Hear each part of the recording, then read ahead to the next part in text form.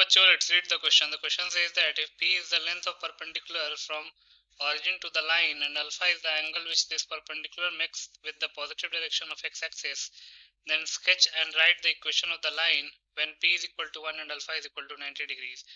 इस क्वेश्चन में P जो है वो लाइन का ऑरिजिन से लेंथ ऑफ परपेंडिकुलर है और अल्फा जो है वो एंगल है जो perpendicular positive direction of x axis के साथ बना रहा है।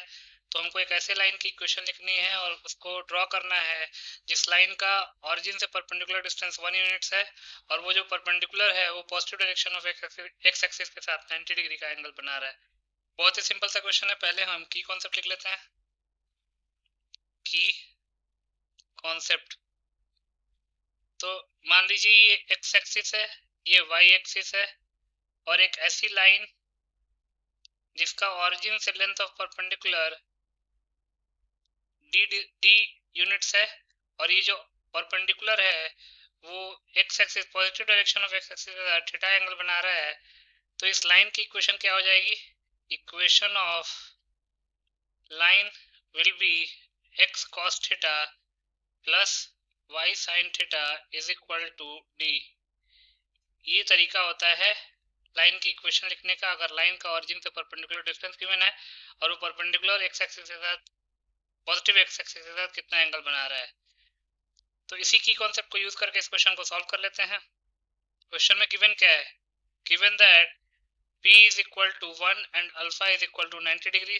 तो पहले हम एक डायग्राम ड्रॉ कर लेते हैं इसका। तो ये एक्स एक्सिस है, ये वाई एक्सिस है और ये रिक्वायर्ड लाइन है, क्योंकि रिक्वायर्ड लाइन का जो ऑरिजिन से परपेंडिकुलर डिस्टेंस है वो 1 यूनिट है और जो परपेंडिकुलर है वो पॉजिटिव एक्स एक्सिस के साथ 90 डिग्री का एंगल बना रहा है। तो ये जो रिक्वायर्ड लाइन होगी यही होगी। तो इस लाइन की इक्वेशन लिखनी है।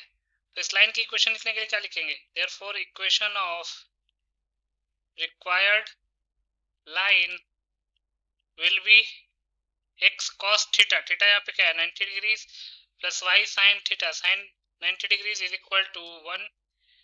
तो cos 90 की वैल्यू 0 होती है प्लस y इंटू साइन 90 की वैल्यू होती है 1 इज इक्वल टू 1। तो ये आ जाएगा y is equal to 1 line या फिर y minus 1 is equal to 0 line. या फिर आप इस तरीके से भी बोल सकते थे कि ये जो लाइन है वो पैरेलल टू एक्स एक्सिस है और एट अ 1 यूनिट डिस्टेंस है फ्रॉम एक्स एक्सिस। तो इस लाइन की equation y is equal to 1 line y is equal to 1 हो जाएगी।